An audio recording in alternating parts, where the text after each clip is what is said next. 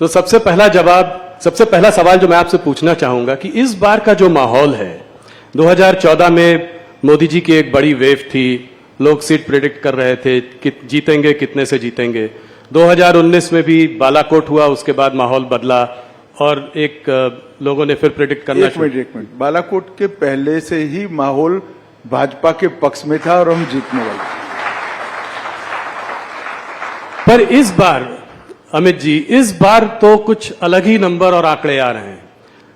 370 एक बहुत बोल्ड आपने टारगेट लिया है, 400 पार एनडीए के लिए। तो इस बार वेव इलेक्शन देखते हैं आप, इसको क्या कारण है कि आपको कॉन्फिडेंस है कि 370 सीटें मिलेंगी बीजेपी को? देखिए, ये 10 साल है 2014 से 24 के। आजादी के बाद के 75 साल में जब भी देश का इतिहास लिखा जाएगा, मोदी जी के शासन के 10 साल स्वर्णिम अक्षरों से अंकित होने वाले हैं। ये 10 साल में भारत की जनता अनुभव कर रही है, एक देश की नई पहचान समग्र विश्व के सामने खड़ी हुई है। देश का हर नागरिक सम्मान के साथ कहता है कि हां मैं भारतीय हूं, गर्व के साथ कहता है हां मैं भारतीय हूं। और दुनिया में जहां जहां भी भारतीय पासपोर्ट के साथ जो कोई भी जाता है, इसका बड़ा सम्मान होता है। ये 10 साल में विकास की प्रक्रिया से पूर्णतया कटे हुए 60 करोड़ गरीब, जिनको 70 साल की आजादी के बाद भी बैंक अकाउंट नसीब नहीं हुआ था, घर में टॉयलेट नहीं था, घर में गैस नहीं था, घर में बिजली नहीं मिली थी, नल से पानी नहीं मिला था, खाने के लिए बड़ी मशक्कत करनी पड़ती थी, स्वास्थ्य की सुविधाएं नहीं थी। ये 10 साल के अंदर ही, सिर्फ 10 साल के अंदर हर एक को बैंक अकाउंट, हर एक घर में नल से जल, हर एक घर में शौचालय, हर एक घर में गैस और 60 करोड़ लोगों को 5 लाख तक की स्वास्थ्य की सारी सुविधाएं पूरी की है।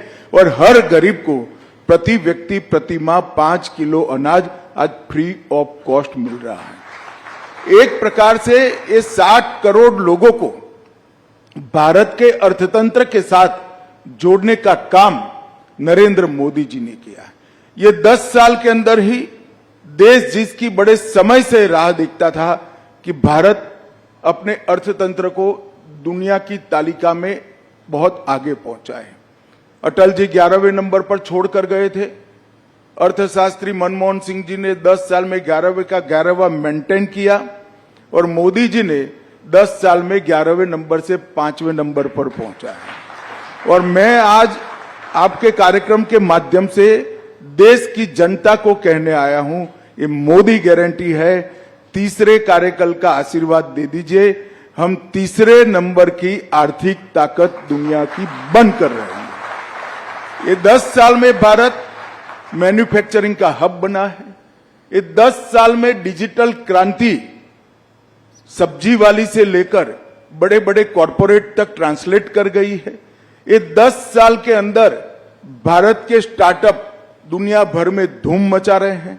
ये 10 साल के अंदर ही एक सर्वग्राही, सर्वस्पर्शीय और सर्वसमावेशी शिक्षा नीति का आगाज हुआ है, जो अपनी भाषाओं पर तो गौरव करता है, दुनिया भर की आधुनिक से आधुनिक चीजों को समाहित करते हुए विश्व के मंच पर भारत के युवा को खड़ा रहने की ताकत देता है।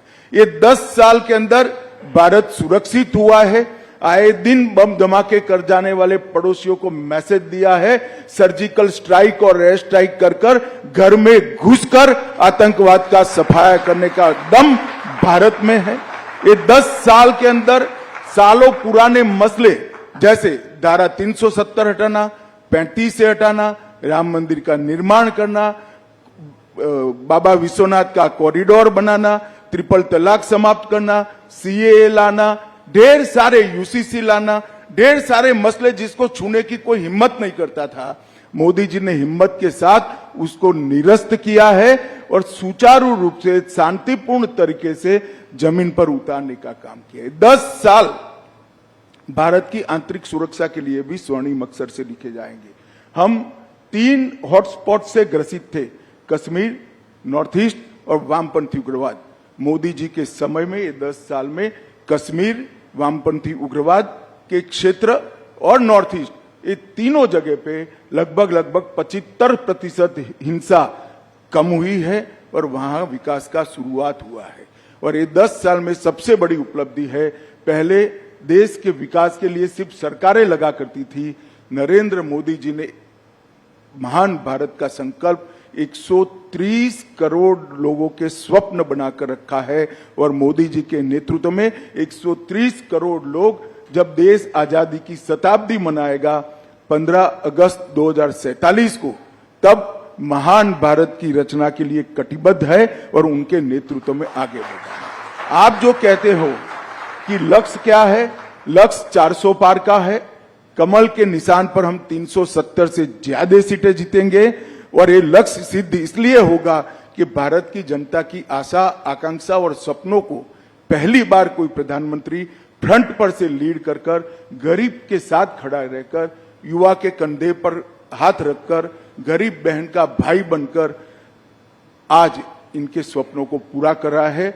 मुझे पूरा विश्वास है कि मोदी जी के नेतृत्व में भारतीय जनता पार्टी 370 पार करेगी, एनडीए 400 पार करेगी और फिर एक बार मोदी सरकार बनेगी। धन्यवाद। आपने मेरे एक ही सवाल में 3-4 जवाब दे दिए, तो ये माहौल, अब मैं आपसे एक एक करके सवाल पूछता हूं। सबसे पहले जो मुद्दा इस चुनाव के पहले जो गर्म हो गया है वो है इलेक्टोरल बॉन्ड्स का मुद्दा। तो इलेक्टोरल बॉन्ड्स के बारे में मैं ये पहले आपसे जानना चाहता हूं कि आपकी क्या प्रतिक्रिया है। आपको क्या लगता है कि इससे ब्लैक मनी वापस आएगा? जो कॉन्फिडेंशियल नाम थे लोगों के, जिस वजह से लोगों ने इलेक्टोरल बॉन्ड्स खरीदे, वो आज जो है सब सामने आ गए हैं। तो क्या ये उचित है और आप इसके बारे में आगे क्या सोचते हैं? देखिए, भारत की सुप्रीम कोर्ट जो भी फैसला सुनाती है, देश के सभी नागरिक इससे बंधे हुए हैं। हम एक संवैधानिक व्यवस्था में रहे। मैं सुप्रीम कोर्ट के फैसले का सम्मान करता हूं, मगर मेरा व्यक्तिगत मत जरूर देना चाहता हूं कि बॉन्ड से काला धन समाप्त होने के कगार पर था और इस फैसले से चुनावी व्यवस्था में फिर से काले धन का दबदबा बढ़ेगा।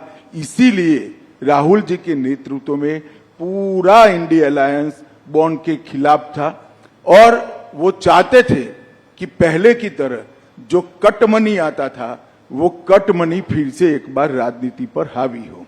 पहले क्या होता था, चंदा कैश में आता था और चंदा कैश में आता था तो क्या होता था, कोई व्यक्ति मानो 1500 रुपया चंदा जमा कराता था, 100 रुपया वो पार्टी में जमा कराते थे, 1400 रुपया अपने घर ले जाते थे और स्विस बैंक के अंदर या कहीं और जहां टैक्स डिस्क्लोज नहीं होता है, चंदे डिस्क्लोज नहीं होते हैं, धन डिस्क्लोज नहीं होता है, ऐसे देश में ले जाते थे। बॉन्ड आने से ये पूरा पैसा चेक के माध्यम से पार्टी के अकाउंट में जमा हो।